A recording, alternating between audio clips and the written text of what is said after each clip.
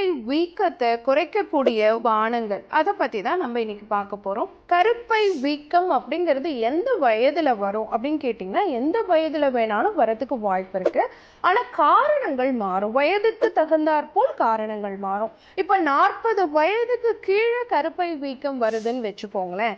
அதுக்கான காரணம் என்னவா இருக்கலாம் அப்படின்னு பார்த்தீங்கன்னா, ஹார்மோனல் இம்பேலன்ஸ். அவ்வளவுதான். ஈஸ்ட்ரோஜன் ப்ரொஜெஸ்ட்ரானோடைய இம்பேலன்ஸ். இதுவே 40 வயது கடந்த பிறகு இதே கருப்பை வீக்கம் வருது அப்படிங்கிற பட்சத்துல கருப்பையில ஏதாவது கட்டிகள் இருக்கா, ஃபைப்ராய்டு மாதிரியான பிரச்சனை இருக்கா, இல்லைன்னா காம்பு கட்டிகள்னு சொல்லக்கூடிய பாலிப்ஸ் இருக்கா, நார்த்திசு கட்டிகள், இது எல்லாமே முக்கிய காரணமாக இருக்கு. அப்போ இவங்க சந்திக்கக்கூடிய பிரச்சனை என்னவாக இருக்கும் அப்படின்னு பாத்தீங்கன்னா, கருப்பை வீக்கம் இருந்ததுன்னா கண்டிப்பா கட்டி கட்டியாக ரத்தம் வெளிப்படுதல், அதிகப்படியான பிளட் ஃப்ளோ, ரொம்ப நாளைக்கு பிளட் ஃப்ளோ இருந்துகிட்டே இருக்கிறது, ரத்தப்போக்கு ரொம்ப நாளைக்கு இருக்கிறது, இந்த மாதிரியான விஷயங்கள் எல்லாம் தான் பல்கி யூட்ரஸ்ல நம்மளால பார்க்க முடியும். ஹார்மோனல் இம்பேலன்ஸ் காரணமாக இந்த பல்கி யூட்ரஸ் இருக்கு, ஈஸ்ட்ரோஜன் ப்ரொஜெஸ்ட்ரான் இம்பேலன்ஸ் காரணமாக இந்த பல்கி யூட்ரஸ் வந்திருக்கு அப்படிங்கிற பட்சத்தில் சன்ன லவங்க பட்டை நாட்டு மருந்து கடைகள்ல கிடைக்கும். இத சுருள் பட்டை, சிலோன் பட்டைன்னு சொல்றோம். அதை ஒரு 2 சிட்டிகை வீதம் எடுத்துக்கிட்டு கூட 2 சிட்டிகை மஞ்சள் தூள், 2 சிட்டிகை மிளகுத்தூள் சேர்த்து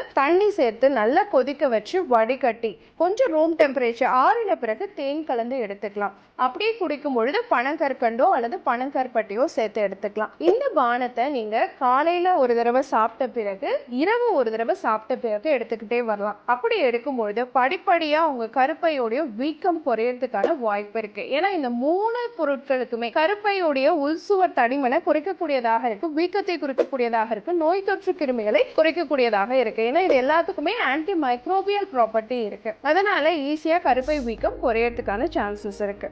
ரெண்டாவது பானம் பாத்தீங்க அப்படின்னு சொன்னா, வீக்கமும் குறையணும், உள்ள இருக்கக்கூடிய அந்த தேவையற்ற கழிவுகளும் முழுமையாக வெளியேறணும். ஸோ எண்டோமெட்ரியல் லெவல் ஃபுல்லா ஷெட் அவுட் ஆகணும் அப்படின்னு முடிவு பண்ணோம்னா, இஞ்சி இருக்கு இல்லைங்களா, அதை தோல் சீவிட்டு அதை நல்லா தட்டி சாறாக எடுத்து கொஞ்ச நேரம் வச்சு தெளிய வச்சு மேல இருக்கக்கூடிய தெளிவை மட்டும் எடுத்து ஒரு ஸ்பூன் அளவு எடுத்து அது கூட 2 ஸ்பூன் தேன் கலந்து 1 டம்ளர் சுடு தண்ணியில கலந்து பீரியட்ஸ் டைம் மட்டும் ஃபர்ஸ்ட் 3 டேஸ் காலையில எம்டி ஸ்டொமக்ல எடுத்துக்கலாம். இதுவுமே உங்களுடைய பல்கி யூட்ரஸை படிப்படியா குறைக்கிறதுக்கு சப்போர்ட் பண்ணும்.